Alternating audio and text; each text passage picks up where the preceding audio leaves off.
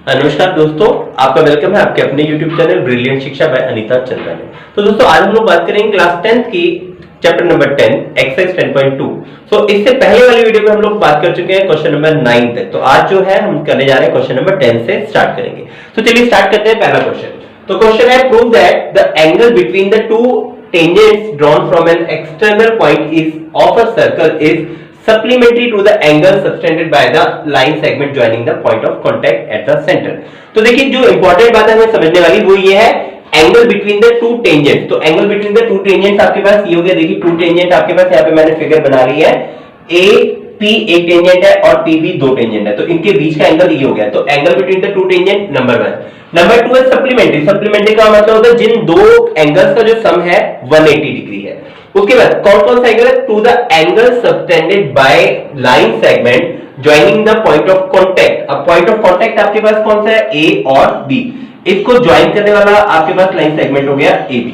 तो ये A B line segment है। ये क्या कर रहा है? Line segment joining the point of contact at the centre. तो ये जो लाइन सेगमेंट है सेंटर पर कौन सा एंगल बना रहा है? Angle O। मींस आपको प्रूव करना है एंगल P और एंगल O का जो सम है वो 180 डिग्री आपको प्रूव करना है। चलिए हिंदी में देख लेते हैं। सिद्ध कीजिए कि किसी बाह्य बिंदु से किसी वृत्त पर खींची गई स्पर्श रेखाओं के बीच का कोण स्पर्श बिंदुओं को मिलाने वाले रेखाखंड द्वारा केंद्र पर अंतरित कोण का संपूरक है। अब संपूरक का मतलब फिर दोबारा से क्या हो गया? 180 डिग्री। तो सबसे पहले इसका आप गिवन लिख लेंगे। गिवन में क्या आएगा आपके पास? एक वृत्त है जिसका केंद्र O है। Circle the centre O, AP and PB are the tangent of a circle और A and B are the point of contact। तो स्पर्श बिंदु है A और B, AP और PB स्पर्श रेखाएं हैं, O इसका वृत्त का केंद्र है। तो आपको टू प्रूफ की बात करते हैं। टू प्रूफ में आपने करना है angle APB plus angle BOA equals to 180 degree. तो ये आपको प्रूफ करना है, ठीक है। चलिए तो सबसे पहले हम लोग क्या करते हैं, इसको डॉटेड डॉटेड में थोड़ा सा आगे बढ़ा लेते हैं, आपको समझ में आ जाएगा।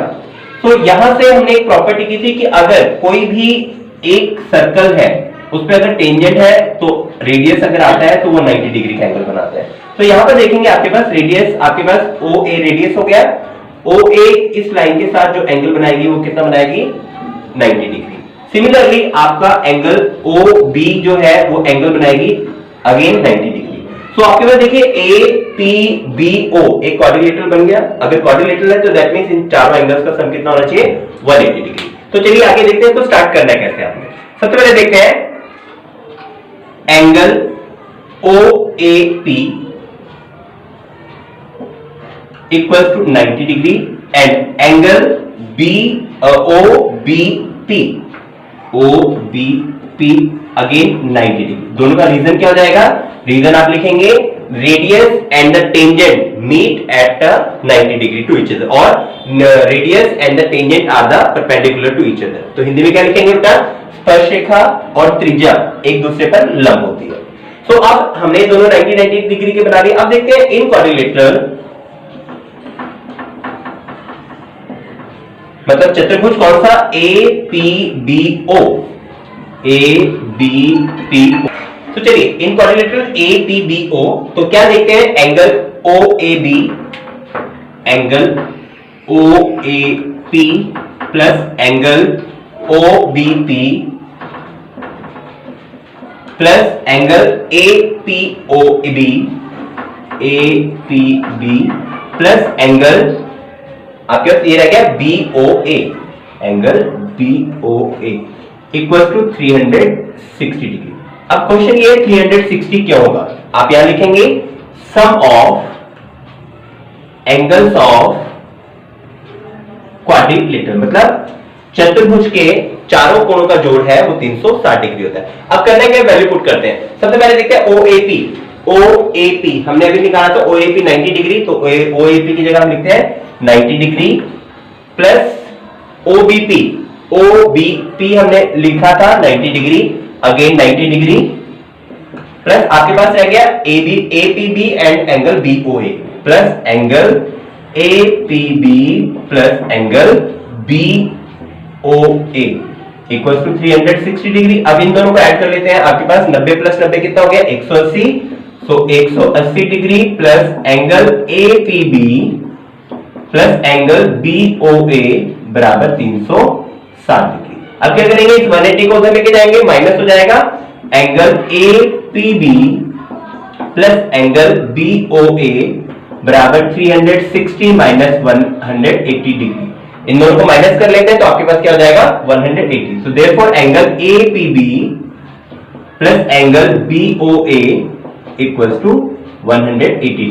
तो यही हमने प्रूव करना था, तो आप लास्ट में लिख देंगे हेंस प्रूफ। तो ये था आपका क्वेश्चन नंबर 10।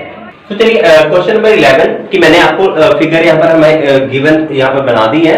देखिए क्वेश्चन क्या कह रहा है, क्वेश्चन कह रहा है कि आपके पास एक सर्कल है, उसके परिग्रित, परिग्रित मतलब सर्कमस्पेक्ट, सर्कमस्पेक्ट का मतलब बाहर की तरफ बना हुआ। तो एक आपके पास क्या बना हुआ है, एक पैरेललोग्राम है। आपको प्रूव करना है कि जो पैरेललोग्राम है ये मतलब समांतर चतुर्भुज है, आपको प्रूव करना है समचतुर्भुज है, मतलब मींस रोम्बस है। तो मैंने गिवन लिख लिया ABCD is a parallelogram. ABCD क्या है, एक समांतर चतुर्भुज है। अगर समांतर चतुर्भुज है तो हमें प्रॉपर्टीज पता है कि ऑपोजिट साइड्स आर इक्वल, जो इसकी विपरीत सम्मुख भुजाएं होते हैं बराबर होती है। मतलब AB जो है CD के बराबर है, लिख लिया हमने।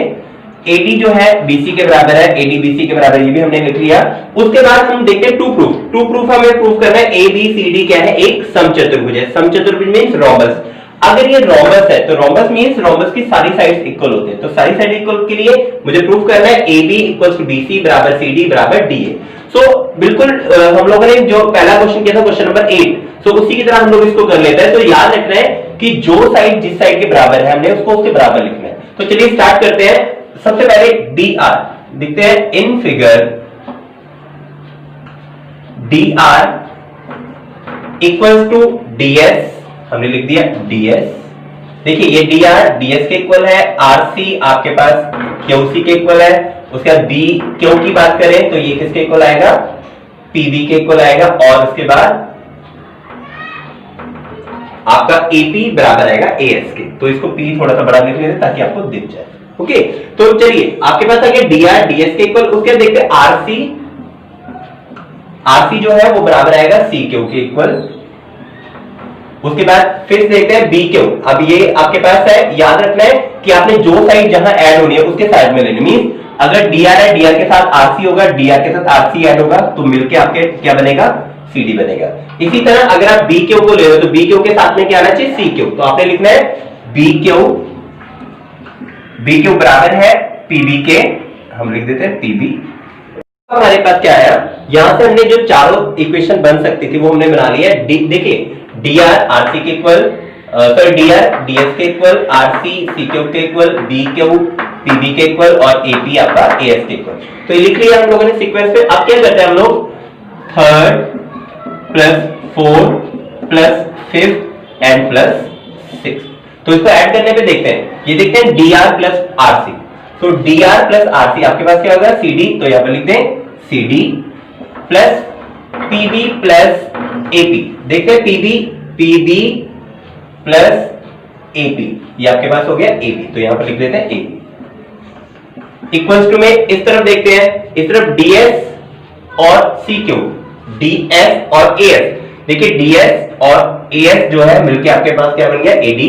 या लिख लेते हैं AD प्लस आपके पास क्या रह गया, CQ और BQ। तो CQ और BQ मिलके आपके पास क्या बन गया, BC। यहां पर आपके पास हो गया BC। अब आपने देखिए इसमें करना क्या, इसके बाद आपने यहां से देखते हैं आपके पास इक्वेशन फर्स्ट से CD जो था AB के इक्वल था, तो मैं CD की जगह AB पुट कर सकता हूं। तो मैं लिख देता हूं CD की जगह AB प्लस AB इक्वल। अब यहां से देखते हैं, यहां पे आपके पास था AD जो था BC के इक्वल था, जो AD था आपके पास BC के इक्वल था। तो मैं क्या लिख देता हूं, AD की जगह BC प्लस BC।